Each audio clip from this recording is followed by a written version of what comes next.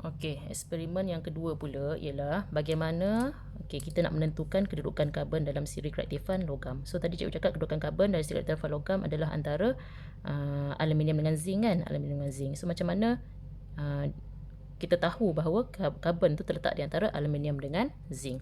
Contohnya, contoh cikgu bagi 3 logam lah. Kita nak susun 3 logam. Macam logam tadilah. Contoh 3 logam, logam A, logam B, logam C. So kita tak tahu.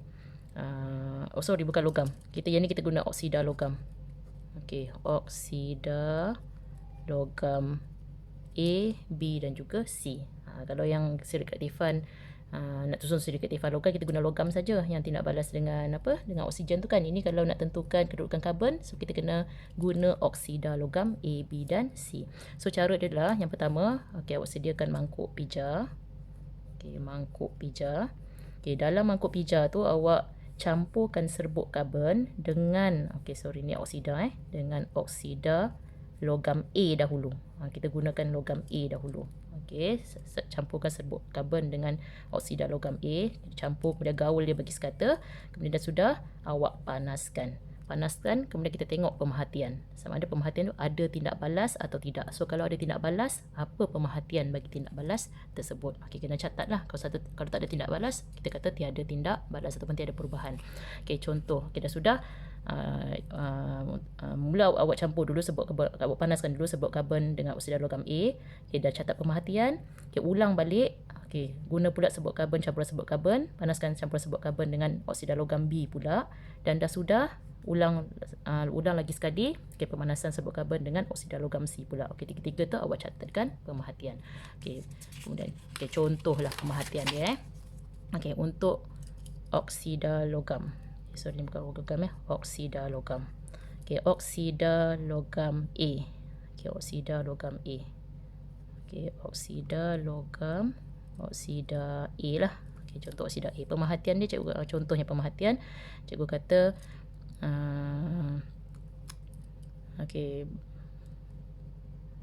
berbara perlahan. Berbara perlahan.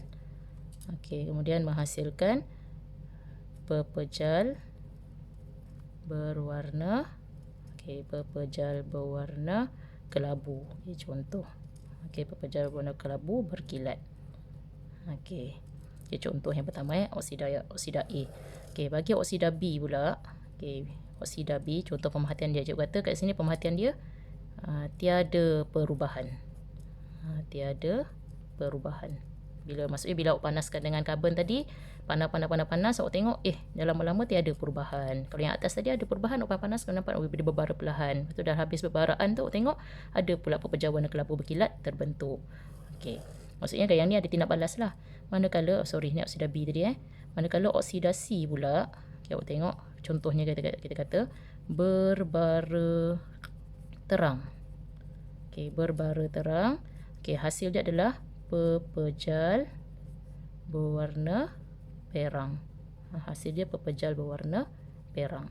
Daripada pemerhatian ni, kita boleh susun A, B, C dan juga karbon dalam siri kereaktifan logam. Kita tengok dari siri kereaktifan lah. Contohnya awak tengok yang ni berbara perlahan. Berbara perlahan, yang ni ada tindak balas.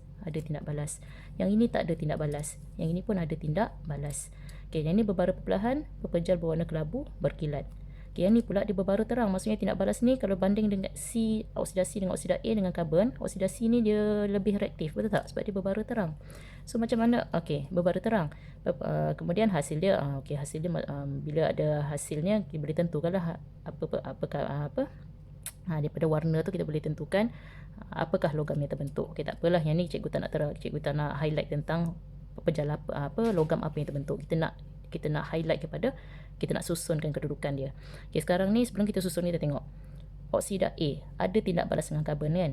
So maksudnya bila ada tindak balas dengan karbon, maksudnya karbon tadi boleh turunkan A daripada oksida logamnya. Karbon boleh turunkan A dalam oksida logam ni. Jadi dalam siri keaktifan logam kita kata karbon ni lebih tinggi daripada A. Bila ada tindak balas, kita kata karbon lebih tinggi kedudukan daripada A. Manakala B pula, oksida B, tiada perubahan. Maksudnya karbon tadi dia tak boleh turunkan B daripada oksida logam dia. So maksudnya bila dia tak boleh turunkan, kita kata karbon ni kedudukannya, ataupun kita kata B ni kedudukannya lebih tinggi daripada karbon. B ni tetap di atas karbon sebab karbon tak boleh turunkan dia. Okay, faham Manakala C pula, okay, ada tindak balas oksidasi, nak dia tindak balas dengan karbon. So maksudnya sama macam A tadi, karbon ni terletak di atas C. Alamak, C dengan C sama pula Okay, karbon lah. Kita tulis sini karbon. Ataupun cikgu tukarlah oksidasi ni, cikgu jadi D lah Susah pula. A, B dengan D sebab karbon tu dah C. Okay, cikgu jadikan A, B, D. Okay, betul kan? Senang sebab C dengan C, karbon pun C, logam C pun C, kita boleh ni. Okay, C ni cikgu dah tukar oksida D. Jadi C ni kita kata dia lebih, kedudukan dia lebih tinggi daripada D. So bila kita susun, okay, kita dapat tahulah B paling atas dalam siri reaktifan logam. B di atas sebab B di atas C kan. Yang lain semua C lebih atas. So antara B dengan C, B paling atas. Okay, diikuti oleh C lah. So sebelah kiri ni, tengok yang sebelah kiri ni cikgu tunjuk, kita compare yang terletak di atas, yang sebelah kanan ni terletak di bawah. So B paling atas diikuti oleh C, karbon. Ni karbon Okay, sekarang ni antara C dengan D, siapa terletak di bawah karbon, siapa terletak jauh daripada karbon. Okay, yang ini awak tengok. Okay, awak tengok. Kita compare pemerhatian. Okay, paling reaktif adalah yang ni kan berbara terang. Maksudnya bila berbara terang dia sangat reaktif. Bila sangat reaktif, kedudukan dia dengan karbon ni paling jauh.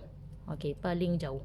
So kita kata D ni dia paling jauh daripada C, daripada karbon. Sebab dia sama makin jauh jarak antara dua bahan siri reaktifan logam, makin reaktif tindak balas dia. Ni sama macam aplikasi siri elektrokimia lah, yang voltan dulu kan, makin jauh jarak, makin tinggi voltan. Ni pun sama, makin jauh jarak makin tinggi kereaktifan dia, semakin reaktif tindak balas yang berlaku. So makin dekat jarak dia, makin kurang dia punya kereaktifan. So A, okay, tadi kita dah tahu D paling jauh kan, A pula. So maksudnya A ni berbara perlahan, maksudnya tindak balas dia agak perlahan. So bila perlahan, masih ada tindak balas sebab karbon tetap di atas dia, tapi kedudukan dia dekat dengan C, dekat dengan karbon. So inilah susunan dia, B karbon, A D. Ni dalam siri kereaktifan logam. So kita kata susunan ni, kita kata dia semakin reaktif. Okay, faham ni cara kita nak tentukan eksperimen, kita nak tentukan kedudukan karbon dalam siri kereaktifan logam. So dah selesai untuk tajuk bab ini. Okay, so macam biasa lengkapkan dalam buku, aktiviti dalam buku, modul Okay, nanti naik sekolah nanti kita bincang dia punya jawapan. Okay, itu saja.